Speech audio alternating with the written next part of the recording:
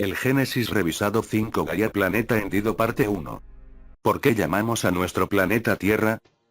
En alemán es Erde, de Erda en alto alemán antiguo. Jorden islandés, Jorden danés. Erte en inglés medio, Airta en gótico. Y yendo hacia el este geográficamente y hacia atrás en el tiempo, Eretsu Arata en arameo, Erdo Ers en kurdo, Eretz en hebreo. El mar que hoy llamamos Mar Arábigo, el cuerpo de agua que conduce al Golfo Pérsico, se llamaba en la antigüedad Mar de Eritrea. Y hasta el día de hoy, Ordu significa un campamento o asentamiento en persa. ¿Por qué? La respuesta está en los textos sumerios que relatan la llegada del primer grupo de Anunnaki / Nefilim a la Tierra. Había 50 de ellos, bajo el liderazgo de Ea, cuyo hogar es el agua, un gran científico y el hijo primogénito del gobernante de Nibiru, Anu. Chapotearon en el mar Arábigo y vadearon hasta el borde de las marismas que, después de que el clima se calentó, se convirtió en el Golfo Pérsico. Y a la cabeza de las marismas establecieron su primer asentamiento en un nuevo planeta. Fue llamado por ellos Eridu, hogar en el lejano, un nombre más apropiado. Y así fue como, con el tiempo, todo el planeta asentado pasó a llamarse después de ese primer asentamiento. Erde, Erte, Tierra. Hasta el día de hoy, cada vez que llamamos a nuestro planeta por su nombre, invocamos el recuerdo de ese primer asentamiento en la Tierra. Sin saberlo, recordamos Eridu y honramos al primer grupo de Anunnaki que lo estableció. El término científico o técnico sumerio para el globo terrestre y su superficie firme era Ki. Pictográficamente se representó como un orbe algo aplanado, Fig. 33A, atravesado por líneas verticales no muy diferente a las representaciones modernas de meridianos, Fig. 33B. Dado que la Tierra de hecho se abulta un poco en su ecuador, la representación sumeria es más correcta científicamente que la forma moderna habitual de representar a la Tierra como un globo perfecto. Después de que Ea completó el establecimiento de los primeros 5 de los 7 asentamientos originales de los Anunnaki, se le dio el título / epíteto Enki, Señor de la Tierra. Pero el término Ki, como raíz o verbo, se aplicó al planeta llamado Tierra por una razón. Transmitía el significado de cortar, ahuecar. Sus derivados ilustran el concepto. Kila significa excavación, Kimatumba, Kiyindar grieta, fisura. En los textos astronómicos sumerios, el término Ki fue prefijado con el determinante Mul, cuerpo celestial. Y así, cuando hablaron de Multi, transmitieron el significado, el cuerpo celeste que había sido dividido. Al llamar a la Tierra Ki, los sumerios invocaron su cosmogonía, la historia de la batalla celestial y la división de Tiamat. Sin saber su origen seguimos aplicando este epíteto descriptivo a nuestro planeta hasta el día de hoy. El hecho intrigante es que con el tiempo, la civilización sumeria tenía 2000 años cuando surgió Babilonia, la pronunciación del término Ki cambió a Ji, o a veces Ge. Fue así llevado al acadio y sus ramas lingüísticas, babilónico, asirio, hebreo, conservando en todo momento su connotación geográfica o topográfica como una hendidura, un barranco, un valle profundo. Así, el término bíblico que a través de las traducciones griegas de la Biblia se lee Gehenna proviene del hebreo Gallinom, el estrecho barranco en las afueras de Jerusalén que lleva el nombre de Hinnom, donde la retribución divina caerá sobre los pecadores a través de un fuego subterráneo en erupción el día del juicio. Se nos ha enseñado en la escuela que el componente geo en todos los términos científicos aplicados a las ciencias de la Tierra, geografía, geometría, geología, etc., proviene del griego Gaia, o Gea, su nombre para el diosa de la Tierra. No nos enseñaron dónde los griegos tomaron este término o cuál era su significado real. La respuesta es, del Ki sumerio o Ji. Los estudiosos coinciden en que las nociones griegas de los acontecimientos primordiales y de los dioses se tomaron prestadas del cercano Oriente, a través de Asia Menor, en cuyo borde occidental se ubicaron los primeros asentamientos griegos como Troya, y a través de la isla de Creta en el Mediterráneo oriental. Según la tradición griega, Zeus, que era el dios principal de los 12 olímpicos, llegó al continente griego a través de Creta, de donde había huido después de secuestrar a la hermosa Europa, hija del rey fenicio de Tiro. Afrodita llegó desde el cercano oriente a través de la isla de Chipre. Poseidón, a quien los romanos llamaban Neptuno, llegó a caballo a través de Asia Menor, y Atenea trajo el olivo a Grecia desde las tierras de la Biblia. No hay duda de que el alfabeto griego se desarrolló a partir de uno del cercano oriente, Fig. 34.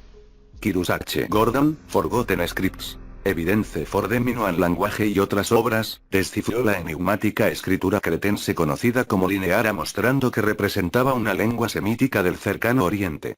Con los dioses del cercano oriente y la terminología llegaron también los mitos y leyendas.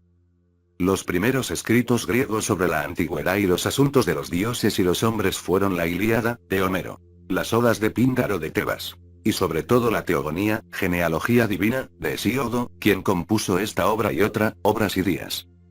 En el siglo 8 a.C., Hesíodo comenzó el relato divino de los acontecimientos que finalmente llevaron a la supremacía de Zeus, una historia de pasiones, rivalidades y luchas que se tratan en las guerras de dioses y hombres, tercer libro de mi serie Las Crónicas de la Tierra, y la creación de los dioses celestiales, del cielo y la tierra a partir del caos, una historia no muy diferente del comienzo bíblico. Verdaderamente, al principio surgió el caos, y luego la de amplios pechos Gaia, la que creó a todos los inmortales que sostienen las cimas del nevado Olimpo. El Tártaro Dim, ancho en las profundidades, y Eros, el más hermoso entre los divinos inmortales. Del caos surgieron Erebus y Nix Negra. Y de Nix nacieron Aether y Hemera.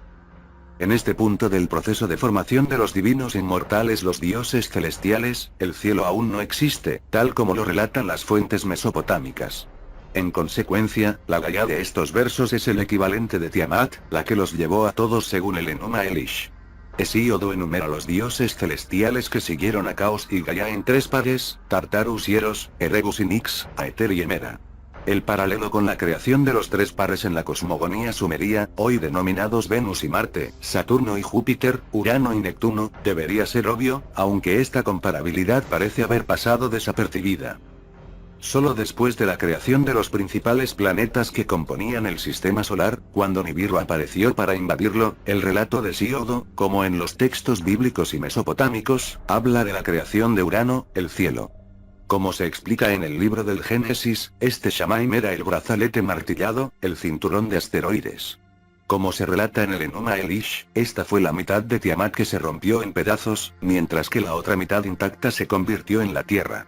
Todo esto se refleja en los siguientes versos de la Teogonía de Hesíodo. Y Gaia luego dio a luz Urano estrellado, igual a ella misma, para envolverla por todos lados, para ser una morada eterna para los dioses. Igualmente divididos. Gaia dejó de ser Tiamat. Separada de la mitad destrozada que se convirtió en el firmamento, morada eterna de los asteroides y cometas, la mitad intacta, empujada a otra órbita, se convirtió en Gaia, la Tierra. Y también este planeta, primero como Tiamat y luego como la Tierra, estuvo a la altura de sus epítetos. Gaia, Ki, el extinguido. ¿Cómo se veía el planeta extinguido después de la batalla celestial, ahora orbitando como Gaia/Tierra? A un lado estaban las firmes tierras que habían formado la corteza de Tiamat. Al otro lado había una hondonada, una inmensa hendidura en la que debieron de verterse las aguas del antiguo Tiamat. Como dijo Hesíodo, Gaia, ahora la mitad equivalente al cielo, por un lado produjo largas colinas, graciosas guaridas de las diosas ninfas. Y del otro lado ella dio a luz al Ponto, el abismo infructuoso con su furioso oleaje. Esta es la misma imagen del planeta dividido proporcionada por el libro del Génesis. Y Elohim dijo: que las aguas debajo del cielo se reúnan en un solo lugar, y que aparezca la tierra seca. Y así fue. Y Elohim llamó a la tierra seca tierra, y al agua reunida llamó mares. La tierra, la nueva Gaia, estaba tomando vida. 3000 años separaron a Hesíodo de la época en que floreció la civilización sumeria. Y está claro que a lo largo de esos milenios los pueblos antiguos, incluidos los autores o compiladores del libro del Génesis, aceptaron la cosmogonía sumeria. Llamado hoy en día mito, leyenda o creencias religiosas, en esos milenios anteriores era ciencia. Conocimiento, afirmaban los sumerios, otorgado por los Anunnaki. El Génesis revisado 5 Gaia Planeta hendido parte 2. Según ese conocimiento antiguo, la Tierra no era un miembro original del sistema solar. Era la mitad dividida de un planeta que entonces se llamaba Tiamat, la que los dio a luz a todos. La batalla celestial que condujo a la creación de la Tierra ocurrió varios cientos de millones de años después de la creación del sistema solar con sus planetas. La Tierra, como parte de Tiamat, retuvo gran parte del agua que Tiamat, el monstruo acuático, era conocido. A medida que la Tierra evolucionó hasta convertirse en un planeta independiente y adquirió la forma de un globo dictada por las fuerzas de la gravedad, las aguas se reunieron en la inmensa cavidad del lago arrancado y la Tierra seca apareció en el otro lado del planeta. Resumen, es lo que creían firmemente los pueblos antiguos. ¿Qué tiene que decir la ciencia moderna? Las teorías sobre la formación planetaria sostienen que comenzaron como bolas que se solidifican del disco gaseoso que se extiende desde el Sol. A medida que se enfriaban, la materia más pesada, hierro, en el caso de la Tierra, se hundió en sus centros, formando un núcleo interior sólido. Un núcleo exterior menos sólido, plástico o incluso fluido rodeaba al interior. En el caso de la Tierra, se cree que consiste en hierro fundido. Los dos núcleos y sus movimientos actúan como una dinamo, produciendo el campo magnético del planeta. Rodeando los núcleos sólidos y fluidos hay un manto hecho de rocas y minerales. En la Tierra se estima que tiene unos 1800 millas de espesor. Mientras que la fluidez y el calor generado en el núcleo del planeta, unos 12.000 grados Fahrenheit en el centro de la Tierra, afectan el manto y lo que está encima de él, los procesos que producen, a lo largo de miles de millones de años, un orbe esférico. La fuerza uniforme de la gravedad y la rotación del planeta alrededor de su eje también deberían dar como resultado una estratificación ordenada. El núcleo interno sólido, el núcleo externo flexible o fluido, el manto inferior grueso de silicatos, el manto superior de rocas y la corteza superior deben rodearse entre sí en capas ordenadas, como la piel de una cebolla. Esto es válido para el orbe llamado Tierra, Fig. 35, pero solo hasta cierto punto. Las principales anomalías se refieren a la capa superior de la Tierra, la corteza. Desde las extensas ondas de la Luna y Marte en las décadas de 1960 y 1970, los geofísicos han estado desconcertados por la escasez de la corteza terrestre. Las cortezas de la Luna y de Marte comprenden el 10% de sus masas, pero la corteza terrestre comprende menos de la mitad del 1% de la masa terrestre de la Tierra. En 1988, geofísicos de Caltech y la Universidad de Illinois en Urbana, dirigidos por Don Anderson, informaron a la reunión de la Sociedad Geológica Estadounidense en Denver, Colorado, que habían encontrado la corteza faltante. Al analizar las ondas de choque de los terremotos, llegaron a la conclusión de que el material que pertenece a la corteza se ha hundido y se encuentra a unas 250 millas por debajo de la superficie de la Tierra. Hay suficiente material de la corteza allí, estimaron estos científicos, para aumentar 10 veces el grosor de la corteza terrestre. Pero aún así, le habría dado a la Tierra una corteza que comprendiera no más del 4% de su masa terrestre, todavía solo la mitad de lo que parece ser la norma, a juzgar por la Luna y Marte. La mitad de la corteza terrestre seguirá faltando incluso si los hallazgos de este grupo son correctos. La teoría también deja sin respuesta la pregunta de qué fuerza causó que el material de la corteza, que es más liviano que el material del manto, se sumerja, en palabras del informe, cientos de millas hacia el interior de la Tierra. La sugerencia del equipo fue que el material de la corteza allí abajo consiste en enormes placas de corteza que se sumergieron en el interior de la Tierra, donde existen fisuras en la corteza. Pero, ¿qué fuerza había roto la corteza en enormes losas? Otra anomalía de la corteza terrestre es que no es uniforme. En las partes que llamamos continentes, su grosor varía de unas 12 millas a casi 45 millas. Pero en las partes ocupadas por los océanos, la corteza tiene solo 3,5 a 5 millas de espesor. Si bien la elevación promedio de los continentes es de aproximadamente 700 metros, la profundidad promedio de los océanos es de más de 12.500 metros. El resultado combinado de estos factores es que la corteza continental mucho más gruesa llega mucho más abajo en el manto, mientras que la corteza oceánica es solo una capa delgada de material solidificado y sedimentos, Fig. 36. Hay otras diferencias entre la corteza terrestre, donde están los continentes y donde están los océanos. La composición de la corteza continental, formada en gran parte por rocas parecidas al granito, es relativamente ligera en comparación con la composición del manto. La densidad continental media es de 2,728 gramos por centímetro cúbico, mientras que la del manto es de 3,3 gramos por centímetro cúbico. La corteza oceánica es más pesada y densa que la corteza continental, con una densidad promedio de 3,0 a 3,1 gramos por centímetro cúbico. Por tanto, se parece más al manto, con su composición de rocas basálticas y otras rocas densas, que a la corteza continental. Esto conduce a una diferencia más importante entre las cortezas continental y oceánica de la Tierra. La parte continental de la corteza no solo es más liviana y gruesa, también es mucho más antigua que la parte oceánica de la corteza. A fines de la década de 1970, el consenso entre los científicos era que la mayor parte de la superficie continental actual se formó hace unos 2.800 millones de años. La evidencia de una corteza continental de esa época que era tan gruesa como la actual se encuentra en todos los continentes en lo que los geólogos denominan áreas del escudo arqueano. Pero dentro de esas áreas, se descubrieron rocas de la corteza que resultaron tener 3.800 millones de años. Sin embargo, en 1983, los geólogos de la Universidad Nacional de Australia encontraron, en el oeste de Australia, restos rocosos de una corteza continental cuya edad se estableció entre 4,1 y 4,2 mil millones de años. En 1989, pruebas con métodos nuevos y sofisticados en muestras de rocas recolectadas unos años antes en el norte de Canadá, por investigadores de la Universidad de Washington en St. Louis y del Servicio Geológico de Canadá, determinaron que la edad de las rocas era de 3.096 mil millones de años. Samuel Waring de la Universidad de Washington informó evidencia de que las rocas cercanas en el área tenían hasta 4.100 millones de años. Los científicos todavía tienen dificultades para explicar la brecha de unos 500 millones de años. Entre la edad de la Tierra, cuyos fragmentos de meteoros, como los encontrados en el cráter Meteor en Arizona, tienen 4.600 millones de años, y la edad de las rocas más antiguas encontradas hasta ahora. Pero no importa cuál sea la explicación, el hecho de que la Tierra tuvo su corteza continental hace al menos 4.000 millones de años es ahora indiscutible. Por otro lado, no se ha descubierto que ninguna parte de la corteza oceánica tenga más de 200 millones de años. Esta es una diferencia tremenda que ninguna especulación sobre el ascenso y hundimiento de los continentes, la formación y la desaparición de los mares pueden explicar. Alguien ha comparado la corteza terrestre con la piel de una manzana.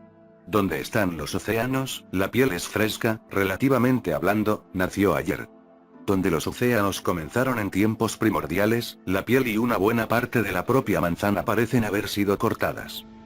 Las diferencias entre las cortezas continental y oceánica deben haber sido aún mayores en épocas anteriores, porque la corteza continental es constantemente erosionada por las fuerzas de la naturaleza, y una buena cantidad de sólidos erosionados son transportados a las cuencas oceánicas, aumentando el espesor de la capa. Corteza oceánica. Además, la corteza oceánica se ve reforzada constantemente por el afloramiento de rocas basálticas fundidas y silicatos que fluyen desde el manto a través de fallas en el fondo del mar. Este proceso, que deposita capas siempre nuevas de corteza oceánica, ha estado sucediendo durante 200 millones de años, dando a la corteza oceánica su forma actual. ¿Qué había en el fondo de los mares antes? No había costra en absoluto. Solo una herida abierta en la superficie de la Tierra. Y la formación de la corteza oceánica en curso es similar al proceso de coagulación de la sangre, donde la piel es perforada y herida. ¿Es Gaia un planeta viviente que intenta curar sus heridas? El lugar más obvio en la superficie de la Tierra donde fue tan herido es el Océano Pacífico. El Génesis revisado capítulo 5 Gaia planeta hendido parte 3. Mientras que el hundimiento promedio en la superficie de la corteza en sus partes oceánicas es de aproximadamente 2,5 millas, en el Pacífico la corteza ha sido excavada a una profundidad actual que alcanza en algunos puntos 7 millas. Si pudiéramos eliminar del suelo del Pacífico la corteza acumulada allí durante los últimos 200 millones de años, llegaríamos a profundidades que alcanzarían las 12 millas por debajo de la superficie del agua y entre unas 20 y casi 60 millas por debajo de la superficie continental. Esta es una gran cavidad. ¿Qué profundidad tenía antes de la acumulación de la corteza durante los últimos 200 millones de años? ¿Qué tan grande era la herida hace 500 millones de años, hace 1000 millones de años, hace 4000 millones de años? Nadie puede siquiera adivinar. Lo que se puede decir con certeza es que la extensión de la perforación fue más extensa, afectando una parte mucho mayor de la superficie del planeta. En la actualidad, el Océano Pacífico ocupa aproximadamente un tercio de la superficie de la Tierra. Pero, hasta donde se puede determinar durante los últimos 200 millones de años, se ha ido reduciendo. La razón de la contracción es que los continentes que lo flanquean, América al este, Asia y Australia al oeste, se están acercando, exprimiendo el Pacífico lenta pero implacablemente, reduciendo su tamaño centímetro a centímetro año tras año. La ciencia y las explicaciones que se ocupan de este proceso se conocen como teoría de la tectónica de placas. Su origen radica, como en el estudio del sistema solar, en el descarte de las nociones de una condición uniforme, estable y permanente de los planetas en favor del reconocimiento del catastrofismo, el cambio e incluso la evolución, que no solo se refieren a la flora y la fauna, sino a los globos en los que evolucionaron como entidades vivientes que pueden crecer y encogerse, prosperar y sufrir, incluso nacer y morir. La nueva ciencia de la tectónica de placas, ahora se reconoce generalmente, debe su comienzo a Alfred Wegener, un meteorólogo alemán, y su libro Die Entstehung der Kontinente und Ozeane, publicado en 1915. Como lo fue para otros antes que él, su punto de partida fue el encaje obvio entre los contornos de los continentes a ambos lados del Atlántico Sur. Pero antes de las ideas de Wegener, la solución había sido postular la desaparición, por hundimiento, de continentes o puentes terrestres. La creencia de que los continentes han estado donde están desde tiempos inmemoriales, pero que una sección media se hundió por debajo del nivel del mar, dando la apariencia de separación continental. Ampliando los datos disponibles sobre la flora y la fauna con considerables coincidencias geológicas entre los dos lados del Atlántico, Wegener ideó la noción de Pangea, un supercontinente, una única gran masa de tierra en la que podría encajar todas las masas continentales actuales como piezas en un rompecabezas. Pangea, que cubría aproximadamente la mitad del globo, sugirió Wegener, estaba rodeado por el Océano Pacífico primitivo. Flotando en medio de las aguas como un témpano de hielo, la única masa de tierra sufrió una serie de levantamientos y curaciones hasta una ruptura definitiva en la era mesozoica, el período geológico que duró de 225 a 65 millones de años. Poco a poco, las piezas empezaron a separarse. La Antártida, Australia, India y África comenzaron a separarse, fig. 37a. Posteriormente, África y América del Sur se dividieron, fig. 37b, cuando América del Norte comenzó a alejarse de Europa y la India fue empujada hacia Asia, fig. 37c. Y así los continentes continuaron a la deriva hasta que se reorganizaron en el patrón que conocemos hoy, fig. 37b. La división de Pangea en varios continentes separados fue acompañada por la apertura y el cierre de cuerpos de agua entre las partes que se separan de la masa terrestre. Con el tiempo, el único panocéano, si se me permite acuñar un término, también se separó en una serie de océanos conectados o mares cerrados, como los mares Mediterráneo, Negro y Caspio, y cuerpos de agua tan importantes como los océanos Atlántico e Índico tomaron Pero todos estos cuerpos de agua eran pedazos del panocéano original, del cual aún permanece el Océano Pacífico.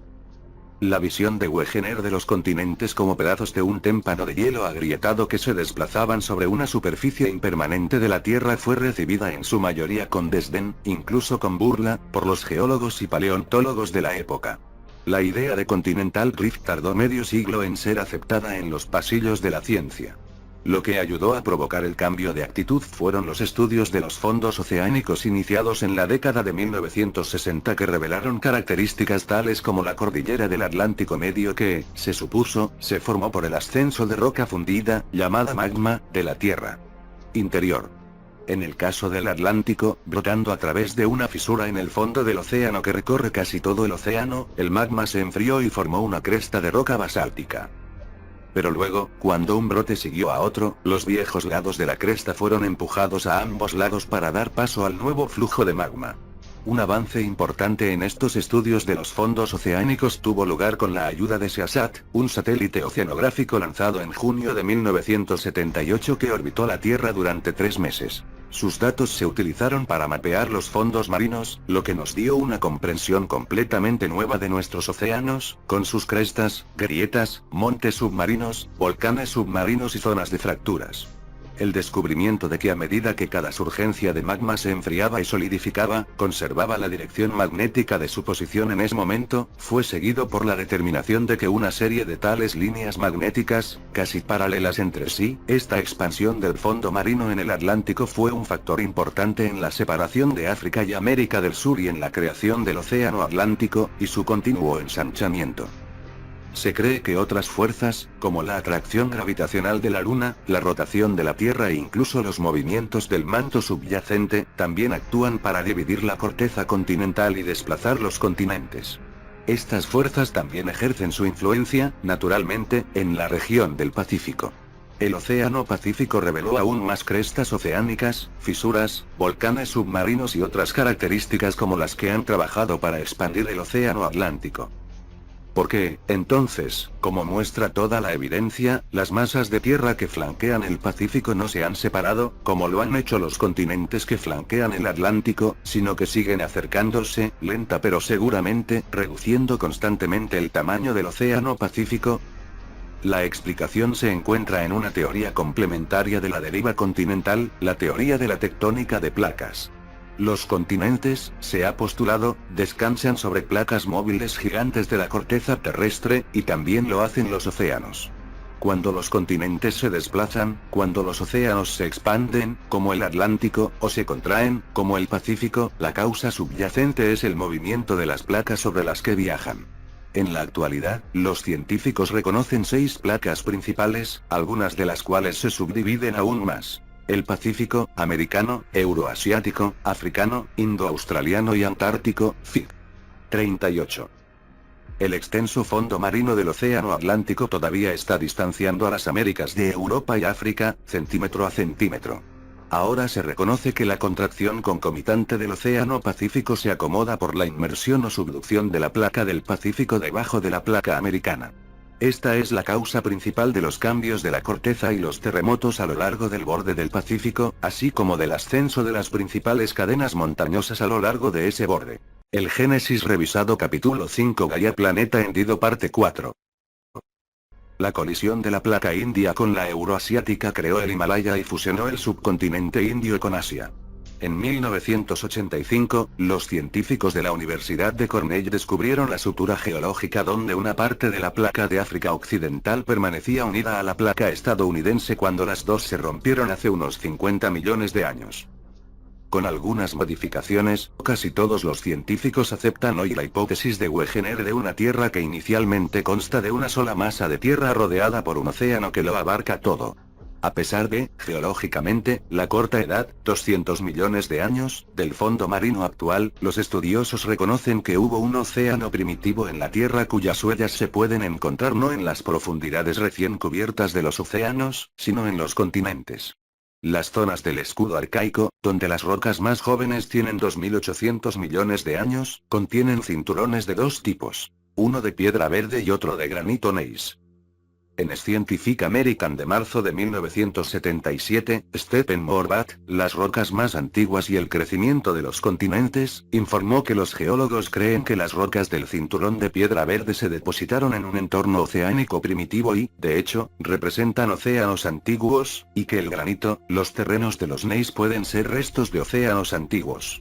Los extensos registros de rocas en prácticamente todos los continentes indican que fueron contiguos a océanos de agua durante más de 3.000 millones de años. En algunos lugares, como Zimbabue en el sur de África, las rocas sedimentarias muestran que se acumularon en grandes masas de agua hace unos 3.500 millones de años. Y los avances recientes en la datación científica han extendido la edad de los cinturones arcaicos, aquellos que incluyen rocas que habían sido depositadas en océanos primitivos hasta 3.800 millones de años. Scientific American, septiembre de 1983. Número especial. The Dynamic Earth. ¿Cuánto tiempo ha estado ocurriendo la deriva continental? ¿Hubo una Pangea? Stephen Morbat, en el estudio antes mencionado, ofreció la conclusión de que el proceso de desintegración continental comenzó hace unos 600 millones de años. Antes de eso, pudo haber existido solo el inmenso supercontinente conocido como Pangea, o posiblemente dos supercontinentes. Laurasia al norte y Gondwanaland al sur. Otros científicos, usando simulaciones por computadora, sugieren que hace 550 millones de años las masas de tierra que eventualmente formaron Pangea o sus dos partes conectadas no estaban menos separadas de lo que están hoy, que los procesos de tectónica de placas de un tipo u otro han estado ocurriendo desde al menos hace unos 4.000 millones de años. Pero si la masa de tierra seca fue primero un solo supercontinente o masas de tierra separadas que luego se unieron, si un superóceo rodeó una sola masa de tierra seca o cuerpos de agua que se extendieron primero entre varias tierras secas, es, en palabras de Morbat, como el argumento de la gallina y el huevo. ¿Qué fue primero, los continentes o los océanos? La ciencia moderna confirma así las nociones científicas que se expresaron en los textos antiguos, pero no puede ver lo suficientemente atrás como para resolver la secuencia masa terrestre/océano. Si cada descubrimiento científico moderno parece haber corroborado este o aquel aspecto del conocimiento antiguo, ¿por qué no aceptar también la respuesta antigua en este caso? Que las aguas cubrieron la faz de la Tierra y, en el tercer día o fase, fueron reunidos en un lado de la Tierra para revelar la Tierra seca. Estaba la Tierra seca descubierta formada por continentes aislados o un supercontinente, una Pangea. Aunque realmente no importa en lo que respecta a la corroboración del conocimiento antiguo, es interesante observar que las nociones griegas de la Tierra, aunque llevaron a la creencia de que la Tierra era como un disco en lugar de un globo, la concibieron como una masa de tierra, con una base sólida rodeada de aguas. Esta noción debe haberse basado en conocimientos anteriores y más precisos, como lo hizo la mayor parte de la ciencia griega. Encontramos que el Antiguo Testamento se refirió repetidamente a los cimientos de la Tierra y expresó el conocimiento de los tiempos anteriores con respecto a la forma de la Tierra en los siguientes versículos alabando al Creador. Del Señor es la Tierra y su totalidad, el mundo y todo lo que en él habita. Porque Él la fundó sobre los mares y la estableció sobre las aguas. Salmos 24. 1, 2. Además del término Eretz, que significa tanto planeta Tierra como tierra, suelo. La narración en Génesis emplea el término Yabasá literalmente, la masa de tierra seca, cuando dice que las aguas se juntaron en un solo lugar para que apareciera Yabasá. Pero a lo largo del Antiguo Testamento, otro término, Tebel, se usa con frecuencia para denotar esa parte de la tierra que es habitable, cultivable y útil para la humanidad, incluida la fuente de minerales. El término Tebel, usualmente traducido como la tierra o el mundo, se emplea principalmente para indicar la parte de la tierra distinta de sus porciones acuosas. Los cimientos de este Tebel estaban en yuxtaposición a las cuencas marinas. Esto se expresó mejor en el Cantar de David, 2 Samuel 22, 16 y Salmos 18, 16. El Señor tronó desde los cielos, el Altísimo pronunció sus sonidos. Soltó sus flechas, las aceleró a lo largo y ancho. Un rayo, y los desconcertó. Se revelaron los canales del lecho marino, se desnudaron los cimientos de Tebel. Con lo que sabemos hoy sobre los cimientos de la Tierra, la palabra Tebel transmite claramente el concepto de continentes cuyos cimientos, placas tectónicas, se colocan en medio de las aguas. Qué emoción descubrir las últimas teorías geofísicas resonadas en un salmo de 3000 años de antigüedad. La narración del Génesis establece claramente que las aguas se juntaron a un lado de la tierra para que emergiera la tierra seca. Esto implica la existencia de una cavidad en la que se podrían recoger las aguas. Esa cavidad, algo más de la mitad de la superficie de la Tierra, todavía está allí, encogida y reducida, con la forma del Océano Pacífico. El Génesis revisado capítulo 5 Gaia Planeta hendido parte 5. ¿Por qué la evidencia de la corteza que se puede encontrar no tiene más de 4.000 millones de años, en lugar de los 4,6 mil millones de años que es la edad presunta de la Tierra y del Sistema Solar? La primera conferencia sobre los orígenes de la vida, celebrada en Princeton, Nueva Jersey, en 1967, con el patrocinio de la NASA y la institución Smithsonian, abordó extensamente este problema. La única hipótesis que se les ocurrió a los participantes eruditos fue que, en el momento en que se formaron los especímenes de rocas más antiguos que se han encontrado, la Tierra estaba sujeta a un cataclismo.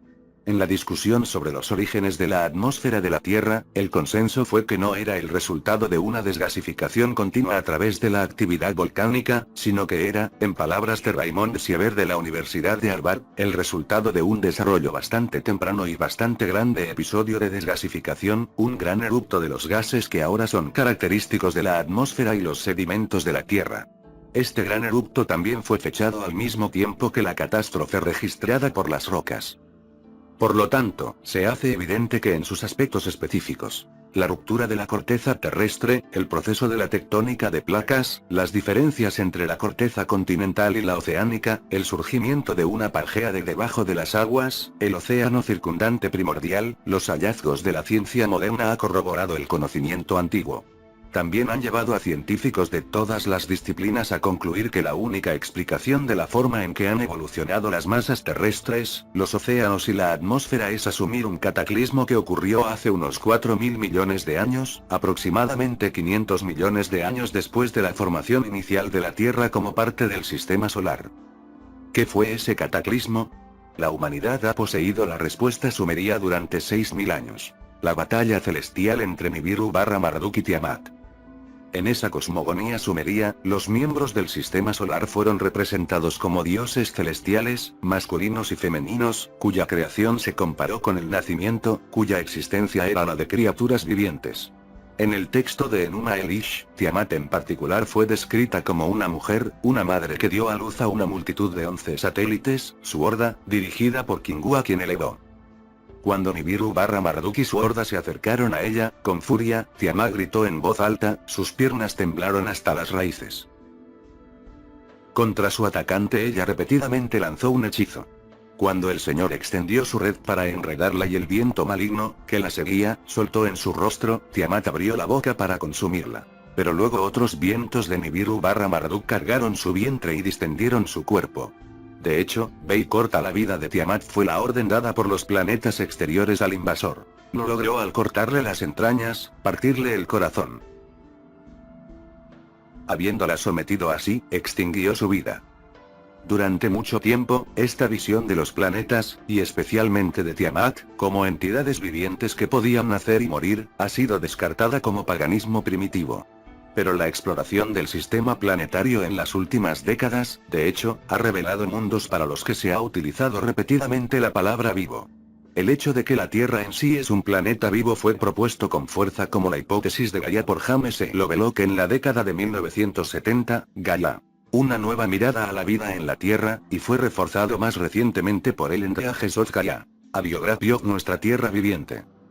Es una hipótesis que ve a la Tierra y la vida que ha evolucionado sobre ella como un solo organismo. La Tierra no es solo un globo inanimado en el que hay vida. Es un cuerpo coherente, aunque complejo, que está vivo en sí mismo a través de su masa y superficie terrestre, sus océanos y atmósfera, y a través de la flora y fauna que sustenta y que a su vez sustenta a la Tierra. La criatura viviente más grande de la Tierra. Lovelock escribió, es la Tierra misma. Y en eso, admitió, estaba revisando el antiguo concepto de la Madre Tierra, o como los griegos la llamaban hace mucho tiempo, Gaia. Pero, de hecho, se había remontado a la época sumeria, a su antiguo conocimiento del planeta que estaba dividido.